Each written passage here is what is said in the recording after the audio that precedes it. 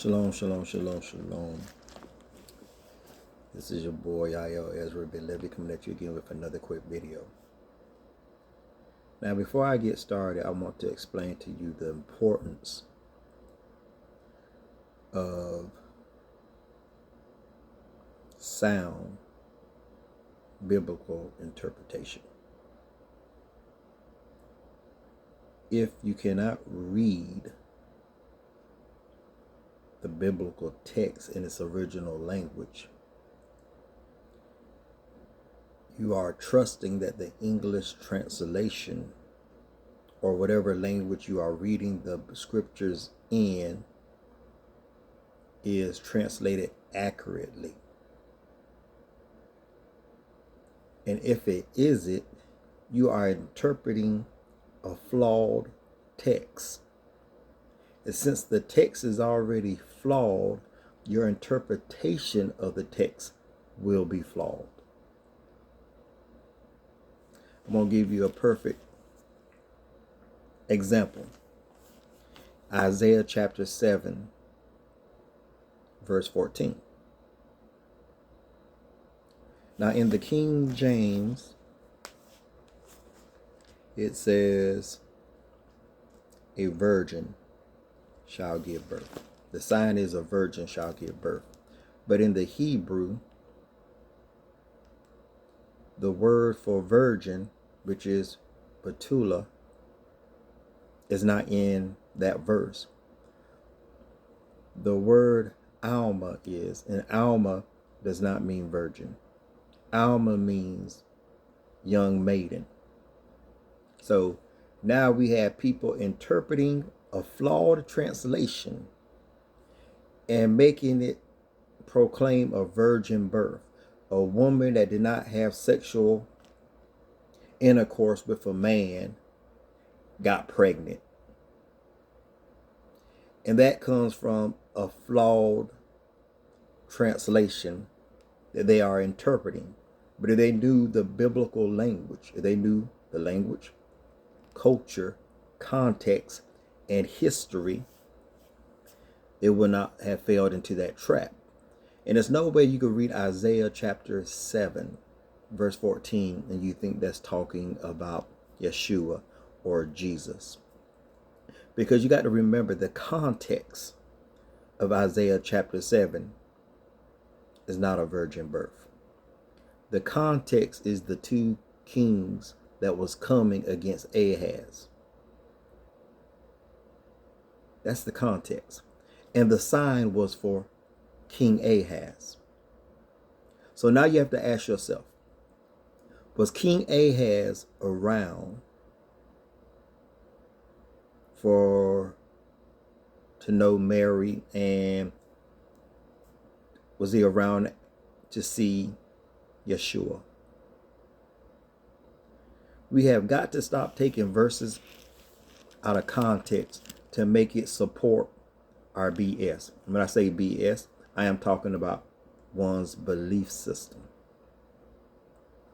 I'm going to give you another perfect example of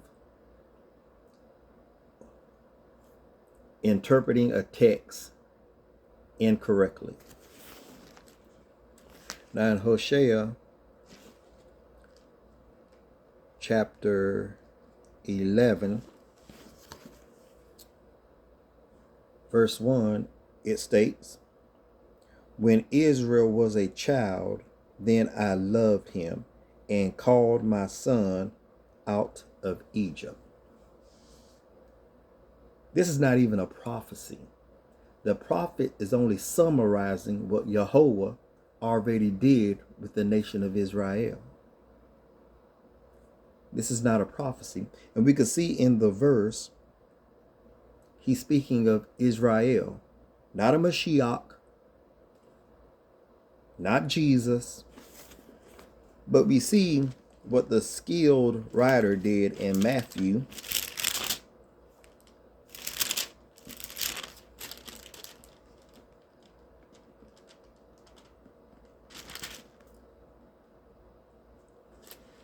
Find that verse. Matthew chapter 2. Verse 15. And was there until the death of Herod, that it might be fulfilled which was spoken of the Lord by the prophet, saying, out of Egypt I called my son. That's not a prophecy. And why is the writer of Matthew taking half a verse to prove his point? Because he took it in its totality, in context. You could plainly see this is not a fulfillment of anything. This is not even a prophecy. He took half of a verse and assigned it to Yeshua, to Jesus. If you go back to the source of this so-called prophecy, you will see the topic, the subject is not a Mashiach. It's not Yeshua. It is talking about Israel. So once again, interpretation is needed. It's necessary. But if you're going to interpret something, make sure the language is right. And if you're going by English translation, I think it is important for the English translation to reflect accurately what the Hebrew says. Here's another thing I want to share with you. And you have heard me share it before, so I'm going to share it again. There's nothing wrong with repetition, hearing something over and over again, because it needed to be said over and over again, because people still don't get it. Exodus chapter 3, verse 15.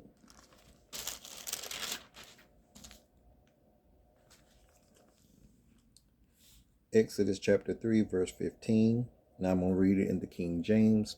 It says, and God said moreover unto Moses, thus shalt thou say unto the children of Israel, the Lord God of your fathers, the God of Abraham, the God of Isaac, the God of Jacob, has sent me unto you, and this is my name forever, and this is my memorial unto all generations. Now, as you have heard me say before, when you see Lord in all caps, that is actually the four-letter name of the Creator. The Yod, the Hey, the Wav, the Hey. The YHWH, some people will say it's the YHUH, but it's talking about the four-letter name of God.